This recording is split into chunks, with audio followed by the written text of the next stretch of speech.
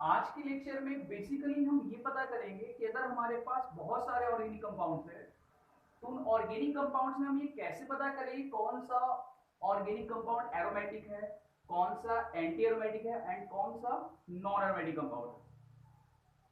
अगर देखा जाए तो इससे बेस्ड आईआईटी जेईई और नीट में अच्छे खासे क्वेश्चंस आते हैं।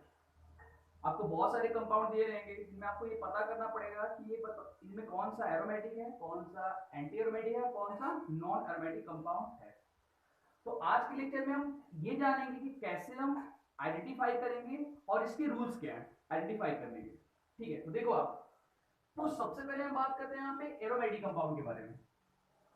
तो किसी भी कंपाउंड्स को एरोमेटिक होने के लिए क्या क्या कंडीशंस जरूरी है, कौन सी कंडीशन चाहिए जिससे हम कंपाउंड्स को एरोमेटिक कह सकते हैं।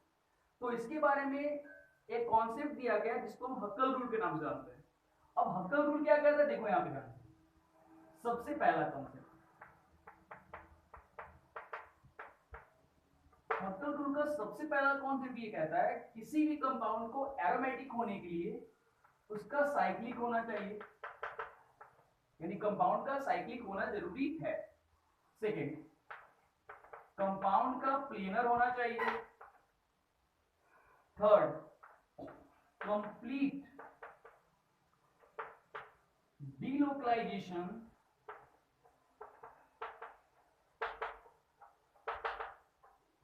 of pi electrons।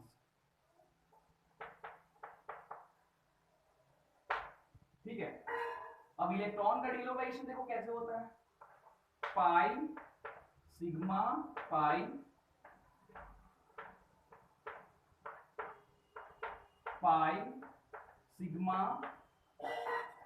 Lone pair pi sigma positive.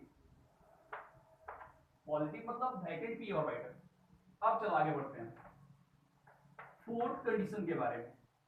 तो फोर्थ कंडीशन क्या कहता है, देखो यहाँ पे बच्चों, फोर्थ कंडीशन ये कहता है 4n+2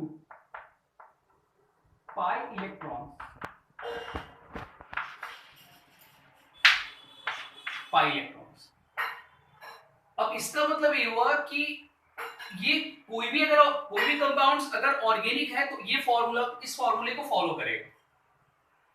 ऑर्गेनिक में कौन सा, एरोमेटिक, स्पेशली एरोमेटिक है तो ये इस फॉर्मूले को क्या करेगा, फॉलो करेगा। अब देखो यहाँ पे n का वैल्यू क्या होगा, n का वैल्यू 0 1 2 3 आगे तक बढ़ते चला जाएगा।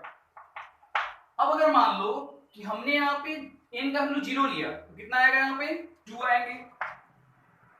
अगर 1 लिया तो कितना आएगा 6, अगर 2 लिया तो कितना आएगा 10, अगर 3 लिया तो कितना आएगा 14।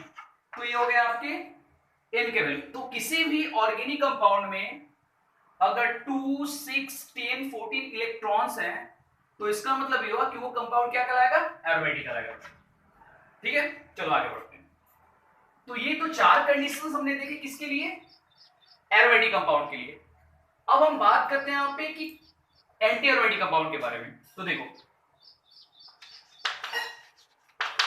एंटी एरोमेटिक कंपाउंड,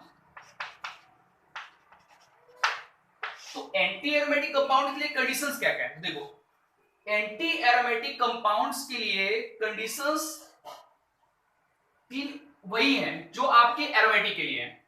देखो आप यहाँ पे किसी भी कंपाउंड को एंटी एरोमेटिक होने के लिए साइक्लिक होना जरूरी है, कंपाउंड्स का प्लेनर होना जरूरी है एंड कंपाउंड में completely delocalization of pi electrons का होना भी जरूरी है। लेकिन जो चौथा कंडीशन है, फोर्थ कंडीशन, वो यहाँ पे अलग है। फोर्थ कंडीशन में एरोमेटिक में क्या था, 4n+2 फॉर्मूला, जबकि यहां पे क्या होगा 4n पाई इलेक्ट्रॉन्स। अब देखो यहां पे, अब यहां पे n का वैल्यू 0 नहीं होगा, यहां पे n का वैल्यू कितना होगा 1 2 3 आगे तक जाएगा इसके ऊपर।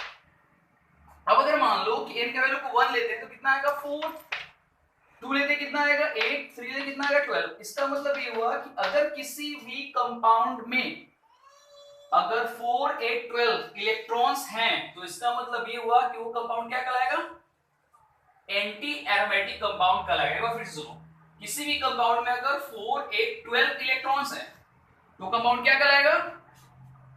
एंटी एरोमेटिक कंपाउंड्स कहलाएगा। ठीक है, तो देखो एंटी एरोमेटिक के लिए कंडीशन आपने समझ ली है ना, 4 कंडीशन। पहला साइक्लिक, दूसरा प्लेनर, तीसरा complete delocalization of pi electrons and चौथा आपका क्या है? Foreign formula. चलो ये तो हो गया आपका किसके लिए? एंटी एरोमेटिक के लिए। हम जान लेते हैं कि नॉन एरोमेटिक कंपाउंड के लिए क्या कंडीशन। तो देखो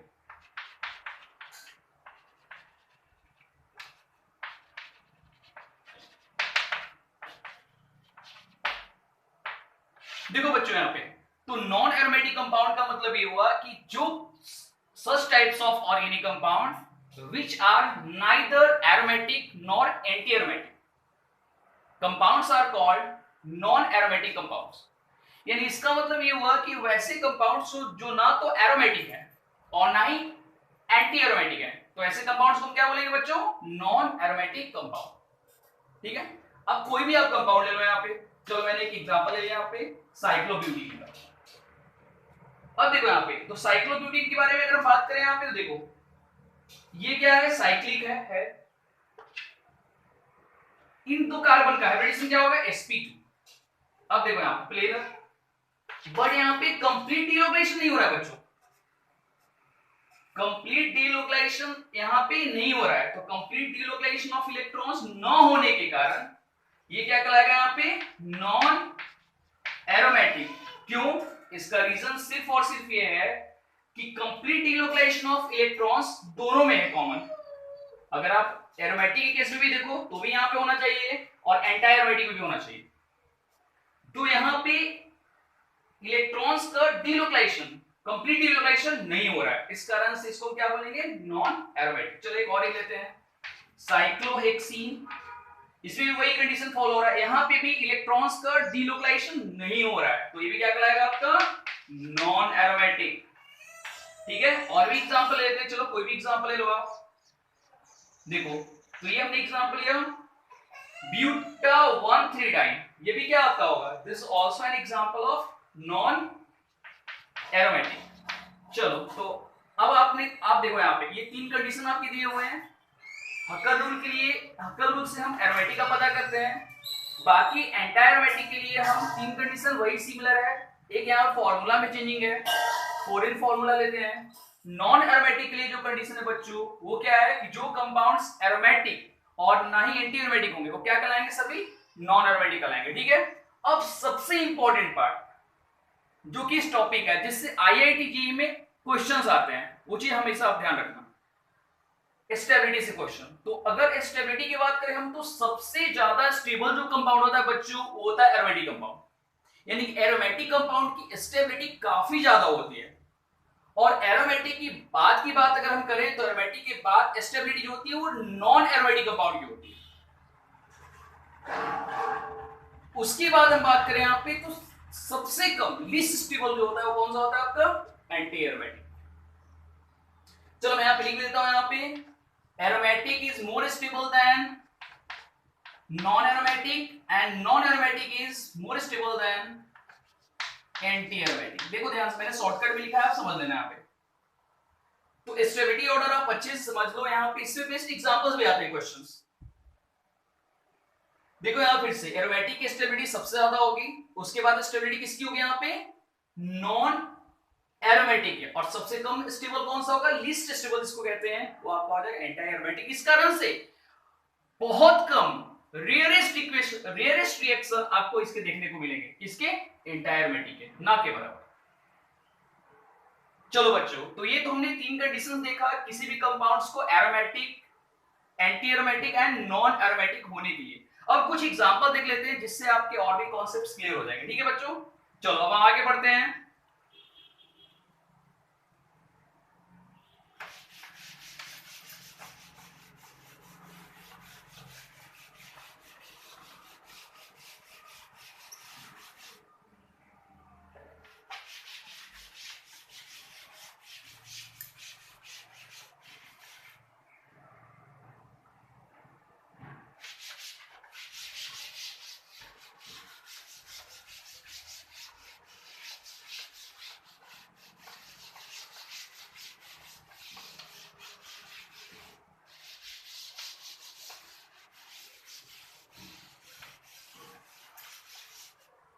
चलो बच्चों देखो यहाँ पे कुछ एग्जांपल हम लेते हैं। पहला एग्जांपल हम लिया बेंजीन का। देखो बच्चों बेंजीन क्या है हमको ये पता करते। देखो सबसे पहला साइक्लिक है, दूसरा प्लेनर है, तीसरा कॉन्जुगेशन ऑफ इलेक्ट्रॉन बिल्कुल हो रहा है यहाँ पे। देखो pi sigma pi sigma pi pi sigma pi sigma pi sigma यानी कॉन्जुगेशन हो रहा है इसमें। इसका मतलब ये हुआ कि ये साइक्लिक भी है, कॉन्जुगेशन भी हो रहा है, प्लेनर भी है। अब अगर इलेक्ट्रॉन्स की अगर हम बात करें यहाँ पे, देखो आप यहाँ पे 6 इलेक्ट्रॉन्स है, तो जो फॉर्मूला दिया हुआ है आपका 4n+2, उस फॉर्मूला में अगर हम इसके वैल्यू को n के वैल्यू को 1 पुट करते हैं तो कितना आएगा बच्चों 6। इसका मतलब कि ये कंपाउंड ऑर्गेनिक कंपाउंड जो है इस फॉर्मूला को फॉलो कर रहा है, इस कारण से क्या कहलाएगा एरोमेटिक कंपाउंड। क्या कहलाएगा बच्चों एरोमेटिक कंपाउंड। चलो ठीक है सेकंड एग्जांपल देखते हैं हम। देखो तो इस वाले कंपाउंड में हमको ये पता करना है कि एरोमेटिक है या नहीं है। तो देखो यहाँ पे इस वाले कंपाउंड में देखो पाई सिग्मा पॉजिटिव, ठीक है। तो पहला तो साइक्लिक है, कॉन्जुगेशन हो रहा है, प्लेनर है, ठीक है बच्चों। अगर हम आगे बात करें यहाँ पे तो अब इलेक्ट्रॉन्स इसमें कितने हैं बच्चों, तो 2 इलेक्ट्रॉन्स है। तो अगर इसमें वैल्यू हम पुट करते हैं यहाँ पे इनका वैल्यू 0, तो कितना n के वैल्यू को अगर हम यहाँ पे अब देखो बच्चों यहाँ पे कितने इलेक्ट्रॉन्स है, यहाँ पे 2 इलेक्ट्रॉन्स है। तो अगर हम यहाँ पे n के वैल्यू को अगर यहाँ पे हम 0 पुट करते हैं 2 इलेक्ट्रॉन्स आ जाएगा। तो ये क्या होगा बच्चों, ये भी क्या होगा आपका एरोमेटिक कंपाउंड, ठीक है। चलो एक और एग्जांपल लेते हैं हम। देखो साइक्लोपेंटीन, जैसा कि हम देख रहे हैं यहाँ पे इस कंपाउंड में कॉन्जुगेशन नहीं हो रहा है यहाँ पे। तो इस कंपाउंड में साइक्लिक है, प्लेनर है, लेकिन कॉन्जुगेशन नहीं हो रहा है बच्चों। तो कॉन्जुगेशन नहीं हो रहा है इसका मतलब ये हुआ कि ये क्या होगा आपका नॉन एरोमेटिक। क्योंकि कॉन्जुगेशन का कॉन्सेप्ट एक बार ध्यान रखना बच्चों, कॉन्जुगेशन का कॉन्सेप्ट दोनों में दिया हुआ है, चाहे वो एंटी एरोमेटिक हो या फिर एरोमेटिक हो। चलो नेक्स्ट एग्जांपल लेते हैं कुछ। देखो बच्चों यहाँ पे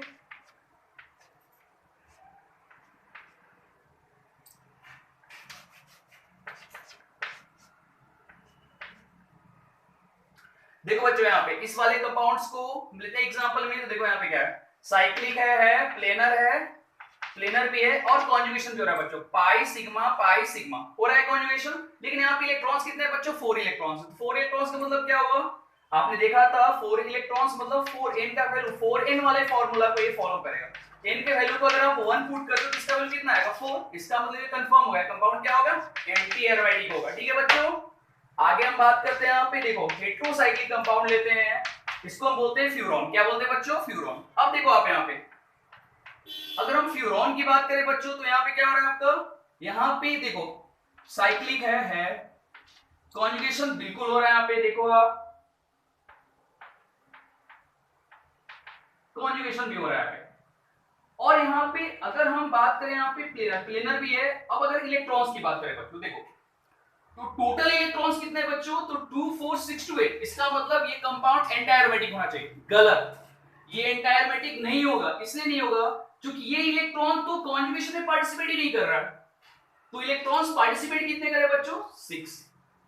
तो इसका मतलब ये क्या होगा, ये आपका कंपाउंड क्या होगा बच्चों एरोमेटिक होगा। एक बात ध्यान रखना कि हम लोग को वही इलेक्ट्रॉन लोन पेयर इलेक्ट्रॉन्स लेना है बच्चों जो कॉन्जुगेशन में पार्टिसिपेट हो रहा है, ठीक है। सारे इलेक्ट्रॉन्स हमको काउंट नहीं करने हैं। चलो उसके बाद एक लास्ट एग्जांपल लेते हैं बच्चों, this is called thiophene. Thiophene में बच्चों वही कंडीशन फॉलो हो रहा है जो कंडीशन आपका ऊपर वाले में फॉलो हो रहा था। साइक्लिक है, कॉन्जुगेशन हो रहा है, प्लेनर है और टोटल इलेक्ट्रॉन्स की अगर हम बात करें तो यहाँ पे भी क्या हो रहा है, टोटल इलेक्ट्रॉन 6 ही पार्टिसिपेट हो रहा है बच्चों। चलो इसका मतलब ये क्या हो गया, ये भी कंपाउंड क्या होगा आपका बच्चों एरोमेटिक हो गया। चलो तो आज के लेक्चर में हमने बेसिकली ये देखा कि कंडीशंस क्या हैं और एग्जांपल्स। तो सबसे पहले इस टाइप के क्वेश्चन को सॉल्व करने के लिए बच्चों आपको इसके कंडीशंस याद रखने बहुत जरूरी है। अगर आपको कंडीशन पता है, रूल्स पता है, तो आप आसानी से कि कैसे भी क्वेश्चन आए आप उसको फाइट कर सकते हो, ठीक है बच्चों। बाकी के आए कॉन्सेप्ट इसमें हम अगले लेक्चर में देखेंगे।